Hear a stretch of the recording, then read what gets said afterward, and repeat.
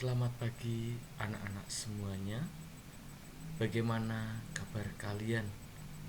Bapak harap kabar kalian dalam keadaan sehat dan baik selalu. Anak-anak yang terkasih,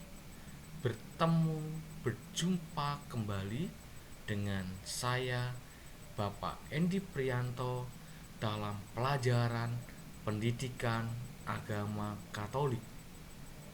Nah, anak-anak yang terkasih, pada pagi hari ini kita akan melanjutkan materi yang lalu dengan judul Yesus mengutus Roh Kudus.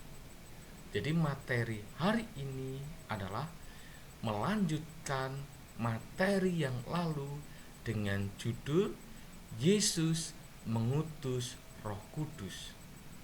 Nah, anak-anak yang terkasih di dalam Kristus, sebelum kita memulai kegiatan pembelajaran kita hari ini, kita akan berdoa lebih dahulu agar Tuhan senantiasa membimbing, menyertai, mendampingi setiap pelajaran yang akan kita lakukan hari ini. Doa Bapak pimpin secara Katolik bagi kalian yang beragama dan berkeyakinan lain untuk menyesuaikannya. Maka mari kita berdoa. Dalam nama Bapa dan Putra dan Roh Kudus. Amin. Datanglah ya Roh Pencipta, hati kami kunjungilah. Penuhi dengan rahmat-Mu jiwa kami ciptaanmu. Kau gelari penghibur karunia Allah yang luhur. Kau hidup api dan kasih dan pengurapan ilahi. Diko sabta karunia dan tangan kanan ilahi. Engkau yang Bapa janjikan, kau pergandakan bahasa, sinari hati umatmu dan curahkanlah cintamu. Semoga dikau kuatkan yang rapuh dalam tubuhnya. Buatlah kami mengenal serta mengimani terus Bapa dan Putra yang tunggal, dan Engkau Roh keduanya. Dipujilah Allah Bapa dan Putra yang sudah bangkit, serta Roh Kudus penghibur, kini dan sepanjang segala masa. Amin. Santo Fransiskus Xaverius, doakanlah kami. Amin. Dalam nama Bapa dan Putra dan Roh Kudus. Amin. Terima kasih anak-anak, kalian sudah mengikuti pembelajaran kita hari ini dengan doa pembuka. Nah, anak-anak yang terkasih, pada pertemuan minggu yang lalu kita sudah belajar dari sebuah cerita tentang berjudul tentang saksi. Ya, jadi pertemuan minggu yang lalu kita belajar dari sebuah cerita yang berjudul saksi. Ternyata anak-anak yang terkasih, untuk menjadi saksi itu tidak mudah. Tidak semua orang mau untuk menjadi saksi kebenaran. Ya, tidak mau. Dengan berbagai macam alasan, dengan berbagai macam argumentasi. Itu pertemuan minggu yang lalu. Maka anak-anak yang terkasih, pada hari ini kita akan mencoba melihat dari teks kitab suci.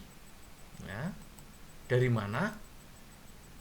Dari Injil Yohanes bab 16 ayat 8 sampai dengan 15. Ini kita akan belajar mendalami kisah turunnya Roh Kudus atas para rasul.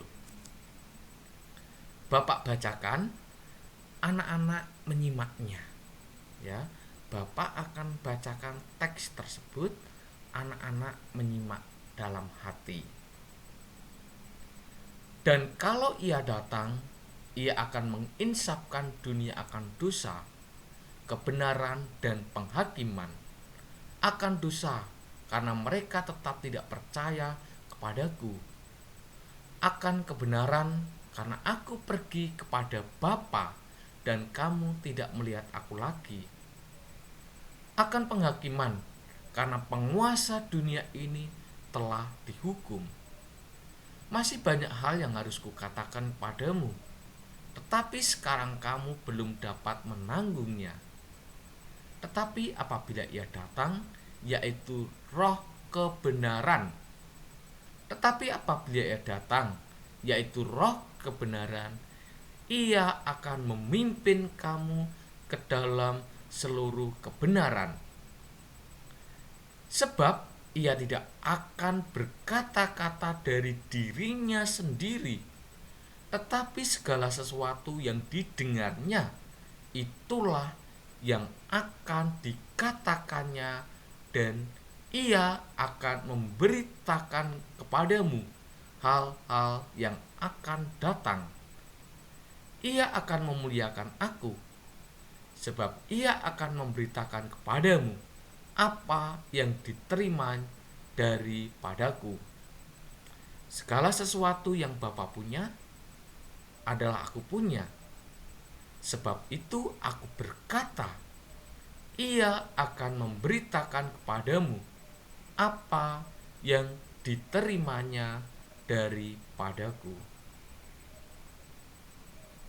Nah, anak-anak yang terkasih, inilah teks, inilah cerita bagaimana kisah turunnya Roh Kudus atas para rasul dari Injil Yohanes bab 16 ayat 8 sampai dengan ayat 15. Nah, supaya anak-anak dapat memahami ya, kisah dari teks kitab suci tersebut, ada beberapa soal ya yang bisa anak-anak kerjakan supaya apa? Supaya dapat mengerti dari pesan teks kitab suci tersebut. Yang pertama, Yesus menjanjikan apa kepada para rasul? Dari teks Injil tadi, Yesus menjanjikan apa kepada para rasul? Lalu yang kedua adalah disebut dengan apakah Roh Kudus yang dijanjikan oleh Yesus itu. Ya, ada ya tadi ya. Lalu menurutmu, menurut kalian, mengapa disebut demikian? Ya, paham ya anak-anak ya? Oke, itu soal nomor 2. Lah, soal nomor 3 yang terakhir. Apa sih harapan Yesus tentang kehidupan rasul-rasul bila Roh Kudus ada di dalam diri mereka? Jadi apa sih harapan Yesus tentang kehidupan rasul-rasul bila Roh Kudus ada di dalam diri mereka? Nah, anak-anak, silakan anak-anak kerjakan di dalam buku catatan kalian masing-masing. Ditulis jawabannya ya. Ditulis hasil refleksinya dari teks tersebut ya. Ada 3 soal itu. Paham ya anak-anak ya? Mengerti ya? Oke, Bapak harap kalian mengerti, kalian paham ya. Lah, anak-anak yang terkasih, setelah anak-anak mengerti, anak-anak paham ya materi ya Yesus mengutus Roh Kudus, kita akan mencoba melihat peneguhannya seperti apa. Anak-anak yang terkasih, setelah Yesus disalibkan, wafat, dan dimakamkan, ternyata para rasul mengalami kesedihan dan ketakutan yang luar biasa. Jadi setelah Yesus wafat, ya, setelah Yesus disalibkan, wafat dan dimakamkan, para rasul mengalami kesedihan dan ketakutan. Pertanyaannya, mengapa Yesus kok sedih? Ya, mengapa para rasul kok sedih? Kok takut yang luar biasa? Karena merasa ditinggalkan oleh gurunya, yaitu Yesus sendiri. Ya, merasa ditinggalkan oleh gurunya, maka para rasul sedih. Para rasul takut. Ya, takut untuk memberi kesaksian tentang Yesus itu. Takut. Padahal mereka senantiasa menantikan terpenuhinya janji Yesus untuk mengutus roh penghibur, yaitu roh kebenaran. Ya, itu yang pertama. Lalu yang kedua adalah poin yang kedua, Roh Kudus itu yang seperti apa sih? Roh Kudus adalah roh kebenaran yang mengajarkan tentang kebenaran Allah. Jadi Roh Kudus itu roh kebenaran ternyata, anak-anak. Roh yang mengajarkan tentang kebenaran Allah, yaitu mewartakan tentang Yesus Kristus sendiri dari karya penyelamatannya. Itu Roh Kudus. Oke. Lah, kerinduan para rasul itu akhirnya terjawab. Ya. Jadi kerinduan para rasul itu akhirnya terjawab. Terjawab ketika apa? Ketika tiba-tiba terjadi tiupan angin yang keras memenuhi seluruh rumah. Ya kan? Jadi tiba-tiba terjadi tiupan angin yang keras memenuhi seluruh rumah, dan lidah-lidah api yang bertebaran hingga pada mereka masing-masing. Lalu mereka dipenuhi oleh Roh Kudus. Ini dari mana? Dari Kisah Para Rasul bab 2 ayat 1 sampai dengan ayat 11. Ya. Dan ini membuktikan bahwa Yesus tidak pernah meninggalkan para murid kita, ya, melainkan akan menyertai senantiasa hingga akhir zaman. Luar biasa, anak-anak, ya. Roh Kudus itu membimbing, menyertai, mendampingi kita, ya. Ketika anak-anak rajin mengerjakan, ketika anak-anak rajin belajar, itulah Roh Kudus berkarya. Ketika anak-anak mentaati, ya, perintah orang tua, ketika anak-anak melaksanakan ajaran perintah dari sekolah, itulah Roh Kudus yang berkarya. Berbeda ketika anak-anak malas, ketika anak-anak ogah-ogahan, itu bukan Roh Kudus yang berkarya, tetapi roh kuda yang berkarya. Maka Roh Kudus senantiasa membimbing, menyertai, mendampingi, memberikan kebaikan-kebaikan kepada anak-anak, kepada kita semua. Mengerti anak-anak, ya? Paham? Oke. Baik, anak-anak yang terkasih, setelah kita melihat peneguhan dari materi Yesus mengutus Roh Kudus, kita akan mencoba melihat refleksi sejenak. Maka kita hening sejenak. Nah, silakan anak-anak duduk, nah, duduk yang hening, duduk yang rileks, sehingga dapat merefleksikan materi yang sudah kita pelajari bersama-sama ini, dan akhirnya dapat bermanfaat bagi perkembangan iman anak-anak kepada Allah, kepada Tuhan.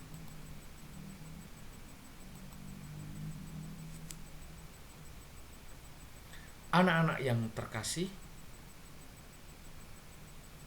Kita telah mengetahui bersama bahwa Roh Kudus adalah Roh Allah sendiri yang senantiasa mendampingi kita masing-masing satu persatu. Pertanyaannya adalah, sadarkah kalian bahwa dalam kehidupan ini kita senantiasa dibimbing oleh Roh Kudus? Sadarkah kita?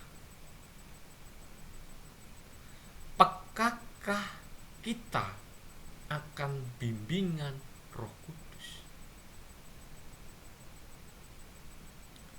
Percayakah kalian bahwa dalam setiap kesulitan, dalam setiap masalah, dalam setiap kegembiraan yang anak-anak hadapi, Roh Kudus selalu mendampingi, Roh Kudus selalu menyertai kalian? Maka silakan anak-anak untuk merefleksikan sejenak, hening sejenak.